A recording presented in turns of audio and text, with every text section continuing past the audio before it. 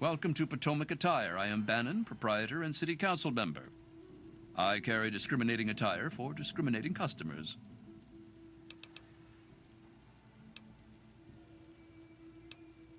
Straight to the point. I like that.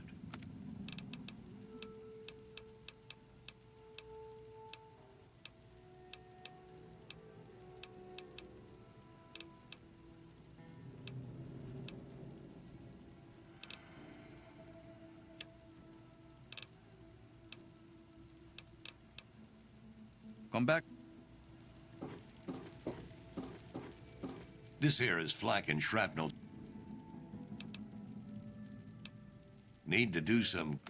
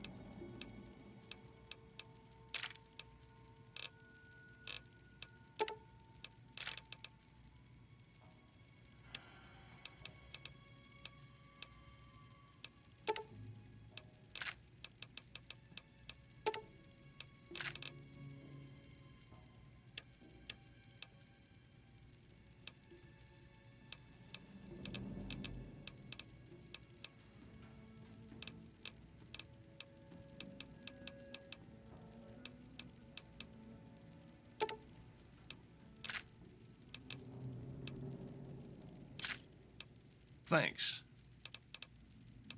If you need more...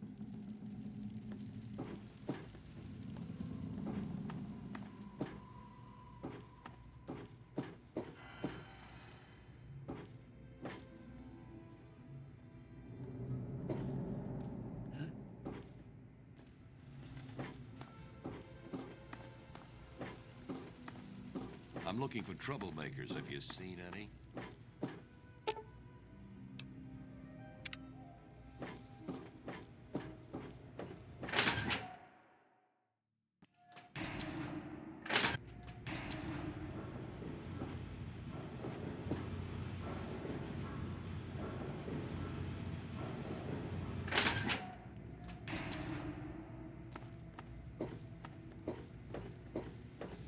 Good to see you.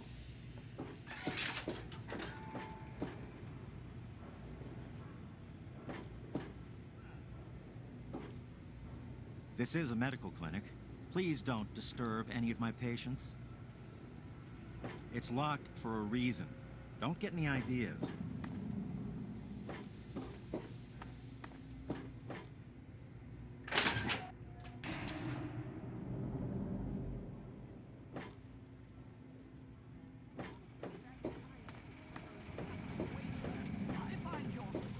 Look, Dr. Zimmer, we've been over this. We don't know... I'm Janice Kaplinsky, chief botanist. What do you need?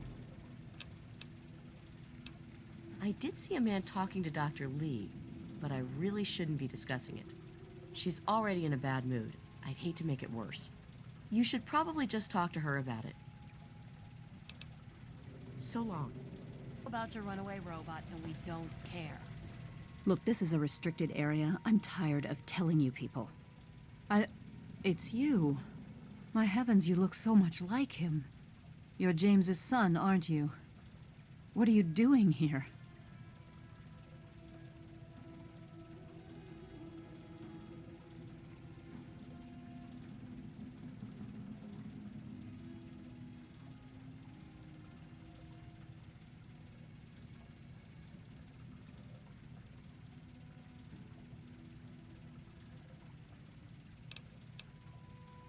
Well, yes, of course I do. Don't you know who I am?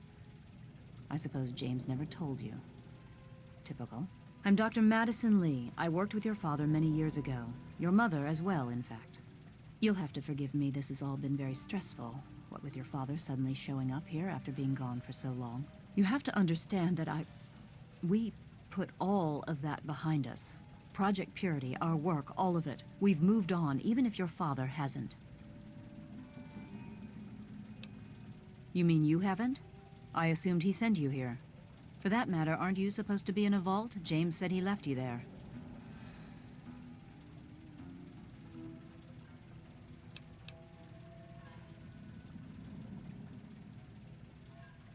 Did you? I was under the impression that's exactly the opposite of what he wanted for you.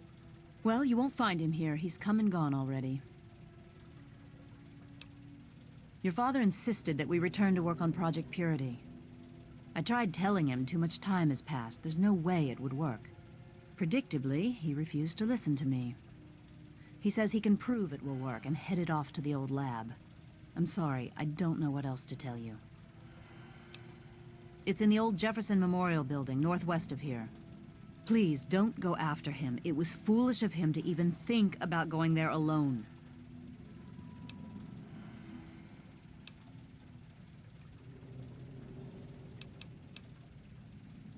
Look, I don't want to be harsh, but I have problems of my own. I don't have the resources to support James's foolish endeavors, or you're chasing after him. I'm sorry. I'm sorry, I am not in a position to help you. You understand, I have enough to worry about already.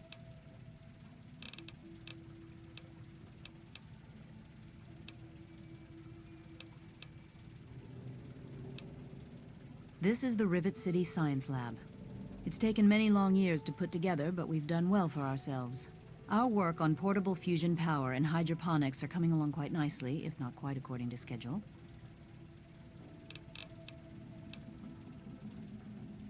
Good luck finding your father. This lab is dedicated to solving real problems. Yes. But Dr. Lee... Dr. Lee is trying to save lives, and your constant interruptions are interfering with those efforts. Now please, stand aside. I'm sure the good doctor's work with water purification is fascinating. But if you only knew what was at stake. The technology in that android... What's at stake? You won't tell me what's at stake. Vagaries and secrecy. A robot's a robot, Zimmer, no matter how shiny the paint job. Now, please. Ignorance and facetiousness. That's all you people are good for. Shiny paint job indeed. You there. What are you, some kind of lab assistant? No, you look a bit more weathered. Are you by any chance for hire? To the point. I like that. Well, as it turns out, I've misplaced some very sensitive property. How do I put this in a way you'll understand? All you know of robots are those buckets of bolts, those Mr. Handshakers and whatnot. Well, that's not all a robot can be. You see, in the Commonwealth, we've made artificial persons. Synthetic humanoids, programmed to think and feel and do whatever we need. And occasionally, they get confused and wander off.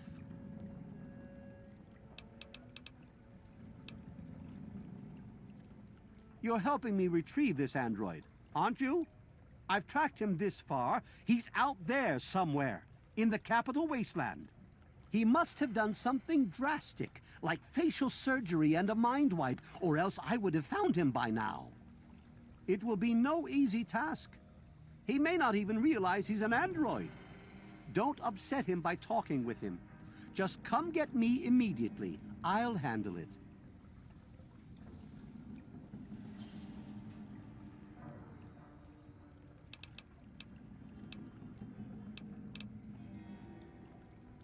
Of course. I have at my disposal advanced technology from the Commonwealth. I'd be willing to share some of it with you. Just think, you'll be the envy of all your friends. Excellent. Locate my android, and you won't be disappointed. Here, listen to this message he sent me. He's mocking me. I swear, I'll make him pay for that.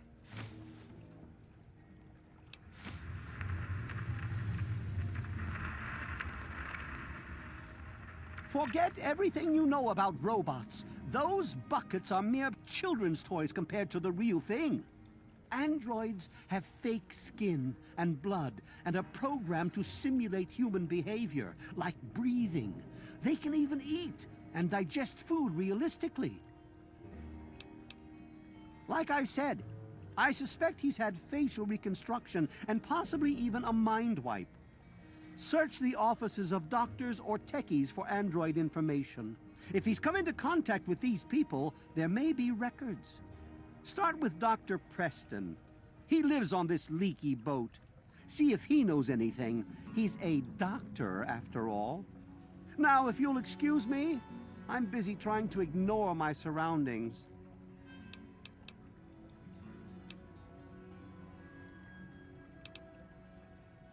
Of course you do. Evening.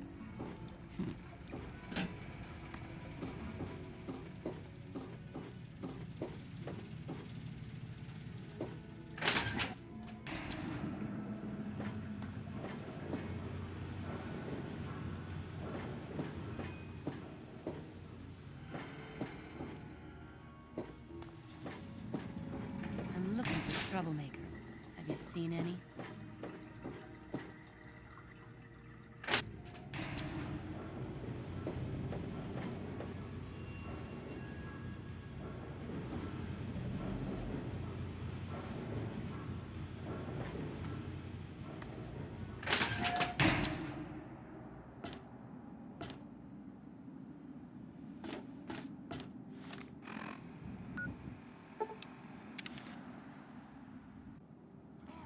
To die!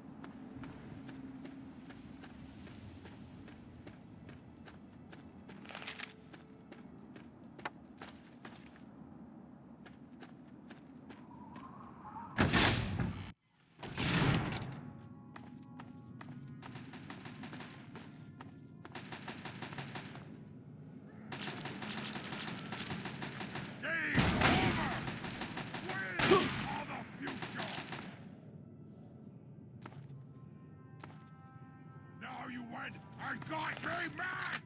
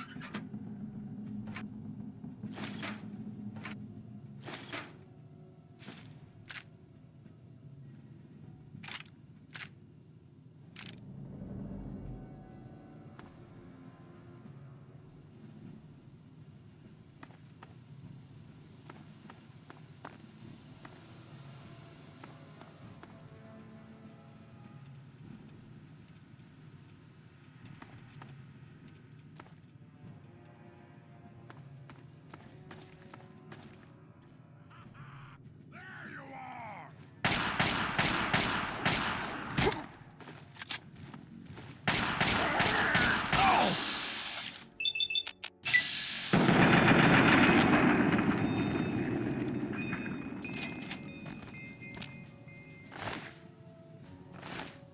Game's over!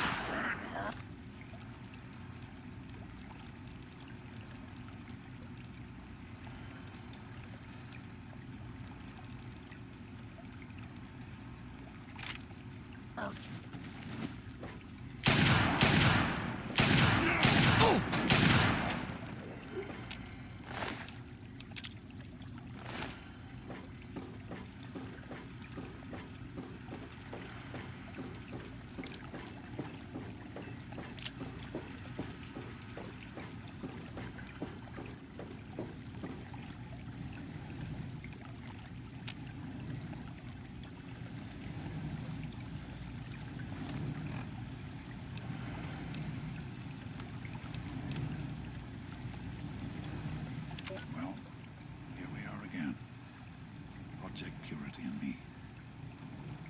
It's been close to 20 years since my last entry, since I left all of this behind to make a life for my son. We've spent that time in Vault 101, tucked away from the rest of the world. It wasn't perfect, but it was safe, and that's all I could have hoped for.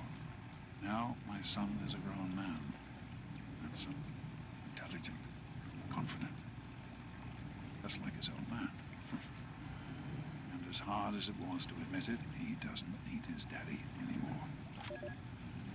This is day 2 of my attempt to resurrect this project.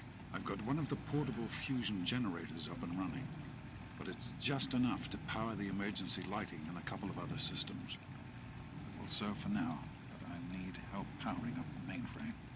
Time to visit Madison at Rivet City. I spoke with Dr. Lee, Madison, at Rivet City. It went about as well as I expected. That is to say, she thinks I'm completely mad. How can I blame her? She's got her own life, her own team, and is making real, tangible scientific progress. Here I come again, a very paragon of failure and false promises. But the reality is, I need Madison and whatever scientific team she may have assembled.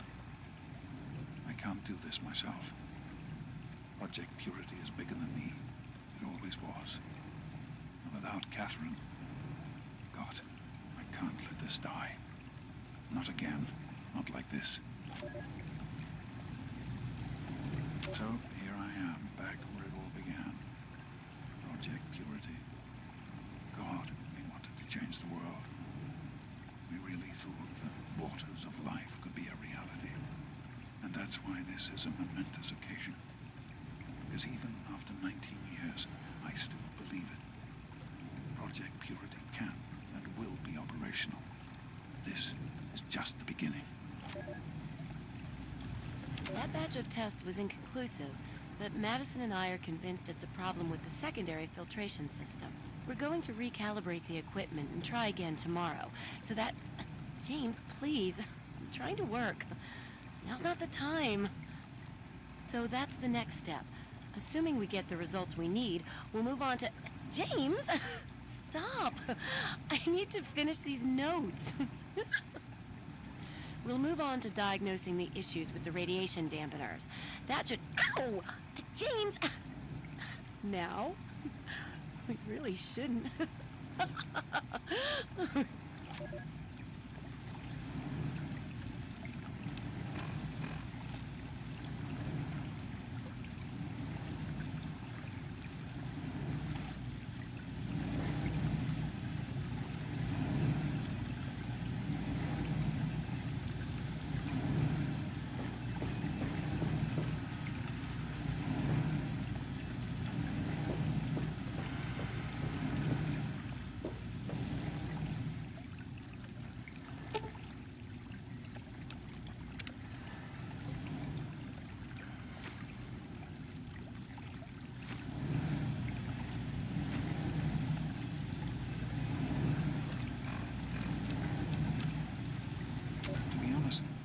Sounded like pure fantasy, even for someone of Braun's capabilities.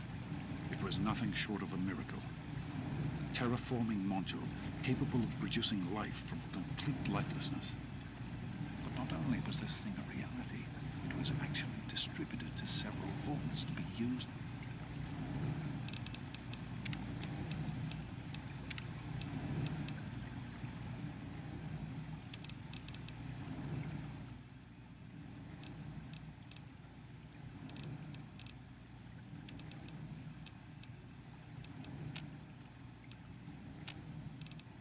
After an atomic war. Vault 101 was, sadly, not on that list. I did some digging and discovered Braun's name on the reservation list for a Vault 112. I'm no slouch, but this man, he could have easily succeeded where I failed. Does his collected knowledge remain within the halls of Vault 112? Journals, holotapes, computer records, maybe even experiments. If I could gain access to just a fraction of Braun's genius, Project Purity would become a reality. Even in Vault 101, my work on Project Purity never really stopped. Soon after we arrived, my nightly routine included sneaking into the restricted areas, searching for, I don't know, whatever I could find. It was a Vault-Tec facility, after all.